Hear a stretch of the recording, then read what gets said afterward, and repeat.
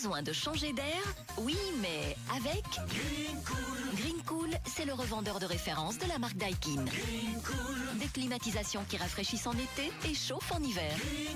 Avec Green Cool, pas de soucis, nous nous déplaçons partout, dans les provinces de Liège, Namur et Luxembourg. Nous installons, entretenons et dépannons vos installations de réfrigération, climatisation et pompe à chaleur grâce à nos techniciens certifiés et éco-responsables. 080 77 13 27. Impact FM, l'inforégion avec Olivier Tomezzoli. Plus de 32 degrés sur le haut plateau Faniard hier. Le mercure s'enflammera encore aujourd'hui avant qu'on ne puisse un petit peu respirer dès demain. Le Grand Prix de Formule 1 accueillera en tout près de 400 000 personnes sur les 3 jours. Un record qui se profile pour l'événement de l'année sur le plus beau circuit du monde. En football, de beaux duels au programme de la première journée de championnat provincial. Le calendrier complet vient d'être dévoilé. Mercredi 2 juillet, le développement des titres de l'info de l'arrondissement. Présentation Olivier Tomezzoli. Bonjour à tous, c'est le sujet dont tout le monde parle ces derniers jours, la chaleur. Il a fait bien chaud hier encore avec la barre des 30 degrés dépassée largement partout chez nous aussi et même sur les hauteurs, pas moins de 31,7 relevés à Botrange au plus fort de la chaleur ce mardi, 32 même à Elsenborn, 31,9 à Romonval sur la commune de Wem, 32,4 à Offray, 34 à Solwaster ou encore un gros 36 degrés à Louvnier selon les relevés de Météo Club Belgique. Même topo ce mercredi avec peut-être des orages en fin de journée selon certaines prévisions. On pourrait alors perdre une dizaine de degrés d'un coup. En tout cas, rassurez-vous, plus qu'une journée à souffrir, puis les thermomètres redescendront à des températures un petit peu plus respirables. Et la chaleur qui impacte en tout cas notre quotidien, il faut s'adapter ou prendre des décisions comme celle de la ville de Penn par exemple, qui a décidé d'ailleurs d'annuler son marché du mercredi dans la ville basse. Et cela à cause de cette température persistante ce mercredi encore. On poursuit avec cette vague de cambriolage ces derniers jours du côté de Butchenbach, des faits commis dans 2 rues de la localité dimanche et lundi. Au moins 4 cambriolages plus une tentative selon la zone de police à Eiffel, là où les voleurs ont visité plusieurs pièces dans les habitations visées et sont repartis avec de l'argent et des bijoux. Plusieurs autres tentatives de forcer des portes ou châssis ont échoué. Un voleur en tout cas a été mis en fuite par un voisin lundi matin alors qu'il venait de forcer une porte d'entrée.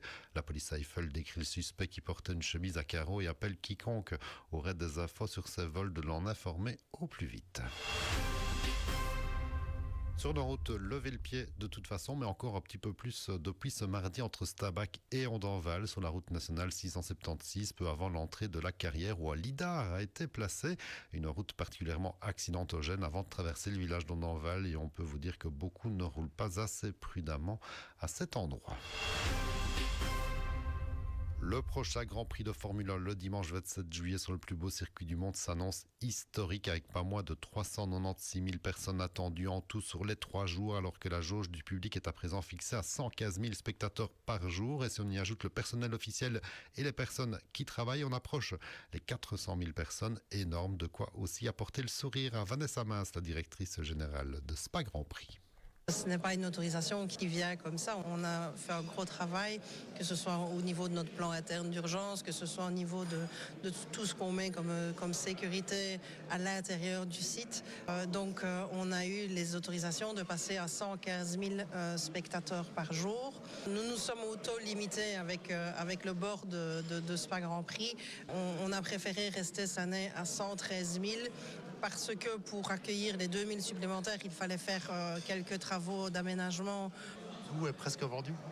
Oui, donc on attend, on sera sold out. Il reste 6000 tickets à vendre, uniquement des tickets bronze. Donc tous les tickets tribunes, qu'elles soient couvertes ou non couvertes, sont vendus. Il reste un tout petit peu de tickets vendredi, samedi. Donc il faut quand même savoir que cette année, on a la chance d'être la seule sprint race du calendrier en Europe. Donc les fans qui désireraient se rendre encore en tribune le vendredi, samedi, il y a quand même une course le samedi. Donc là, il reste quelques tickets. Mais sinon, pour le week-end complet, effectivement, il nous reste que 6000 tickets en bronze. Le Grand Prix, c'est une expérience aussi avec de très nombreuses animations programmées tout au long des 3 jours de la F1 pour les fans. Et si on sait que le contrat court jusqu'en 2031 pour Francorchamps, avec 2 années sans, 2028 et 2030 en tant qu'à présent, l'espoir persiste malgré tout de remplir le calendrier de la F1 ces années-là aussi. On a la chance quand même ici d'avoir signé un contrat qui nous positionne à moyen terme. Donc on a signé jusque 2031. Certes, à l'heure actuelle, il y a 2 trous, 2028-2030. Mais vous savez comme moi que les choses évoluent en F1 très vite. Les situations géopolitiques peuvent bouger beaucoup. Donc en tout cas, on ne désespère pas d'être présent en 28 et en 30. Ça fait partie des projets sur lesquels on continue à travailler. Mais on est déjà extrêmement content d'avoir une vision à moyen terme et de savoir qu'on est dans le calendrier jusqu'en 2031. Et un petit peu de football pour terminer. Vous connaissez le calendrier, les horaires des rencontres, en tout cas les matchs de coupe et la reprise du championnat le week-end du 24 août en provincial. On l'a déjà annoncé ici. On connaît à présent le calendrier précis des rencontres dans les différentes divisions provinciales.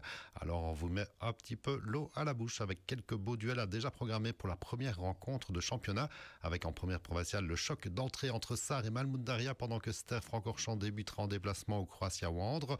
En 2C, Stavlo face à YB et Offray face à Arzé. En troisième série, on notera l'autre duel entre les équipes B de Sarre et de Malmundaria. Trois-Ponts face à Oudler, l'Alliance Oudfan qui se déplacera à Lonsen et Bellevaux face au FC Eupen B. Et enfin, en quatrième série F à Poitiers, le derby entre Sterbe et Wem Fémonville pour entamer ce nouveau championnat le week-end du 24 août. L'info continue sur notre page Facebook Impact.